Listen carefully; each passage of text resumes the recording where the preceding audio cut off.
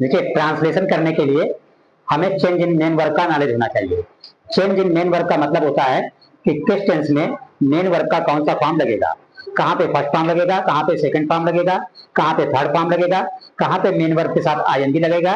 इसी को बोलते हैं चेंज इन मेन वर्ब। तो ट्रांसलेशन का रूल होता है, सबसे पहले हम सब्जेक्ट लगाते हैं, सब्जेक्ट के बाद हेल्पिंग वर्ब, हेल्पिंग वर्ब के बाद मेन वर्ब, और मेन वर्ब के बाद अदर चीजें यूज की जाती हैं।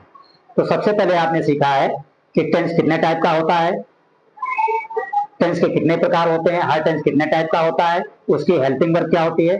आज हम सीखेंगे change in main verb. Change in main verb सीखने के बाद हम किसी भी टेंस का ट्रांसलेशन बड़ी आसानी से कर सकते हैं। तो देखिए, हमने लिखा चेंज इन मेन वर्ब।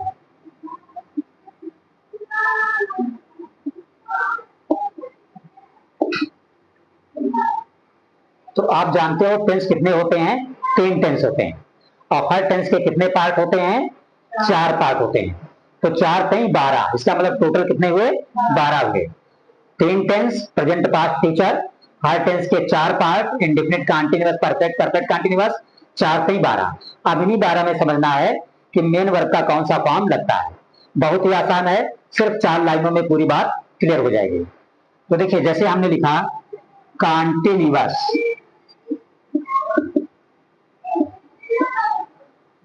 अब यहां पे हमने कंटीन्यूअस के साथ ना प्रेजेंट लिखा है, ना पास्ट लिखा है, और ना फ्यूचर लिखा है।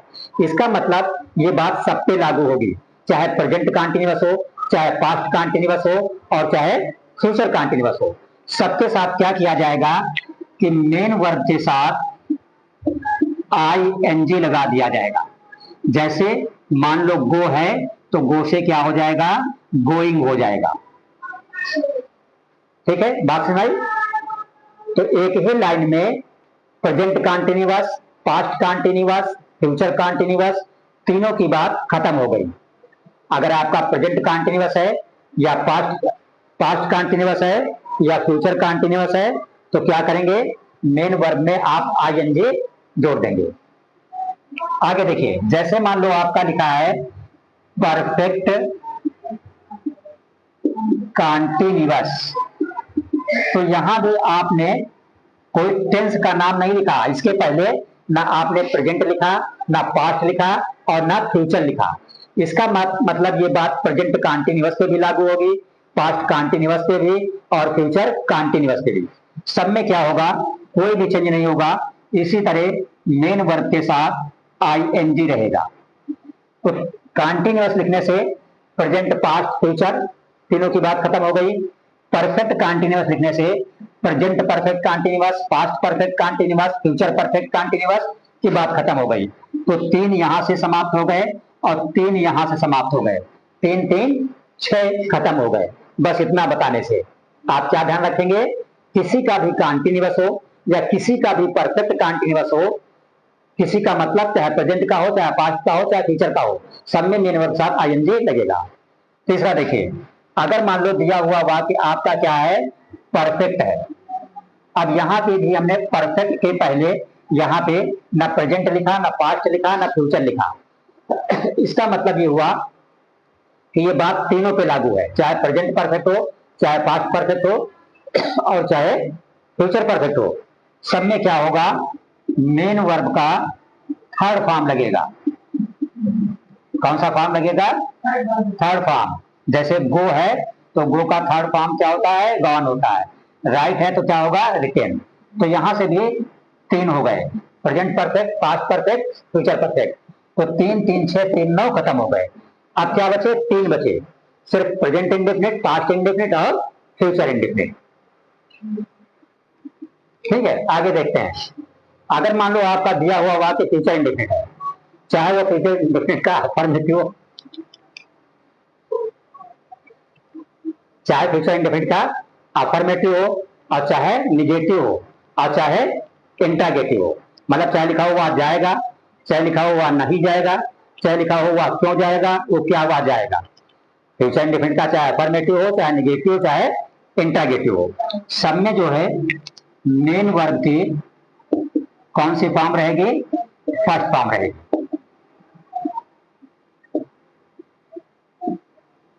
अब आपका क्या बचता है, प्रेजेंट इंडेफिनिट और पास्ट इंडेफिनिट।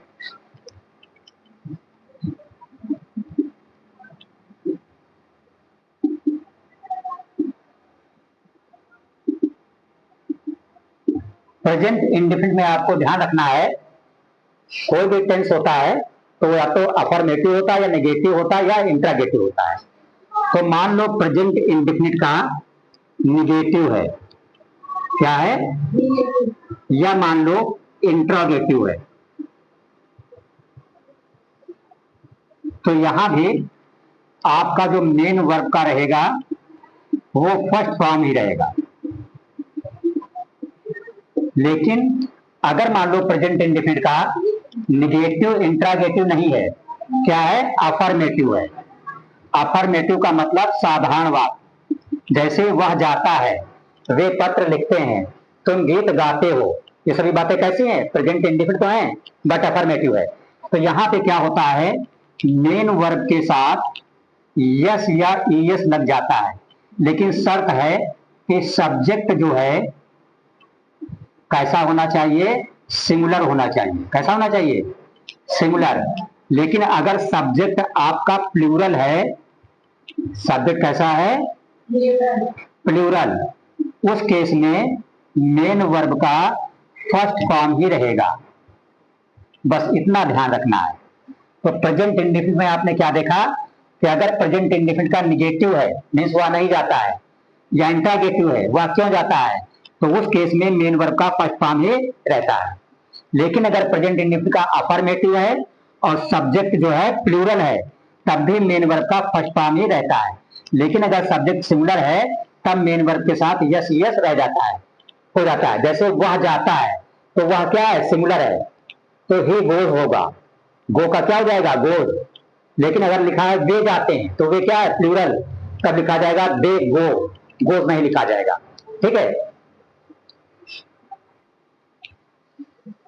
अगर आपका दिया हुआ वाक्य पास्ट इंडेफिनिट है, तब क्या करेंगे, पास्ट इंडेफिनिट का भी अगर मान लो निगेटिव है, जैसे वह किताब नहीं पढ़ता था, या मान लो इंट्रागेटिव है, जैसे क्या वह किताब पढ़ता था, तब आप क्या लिखेंगे, तब वहां पे आप मेन वर्ब का फर्स्ट फॉर्म ही रखेंगे।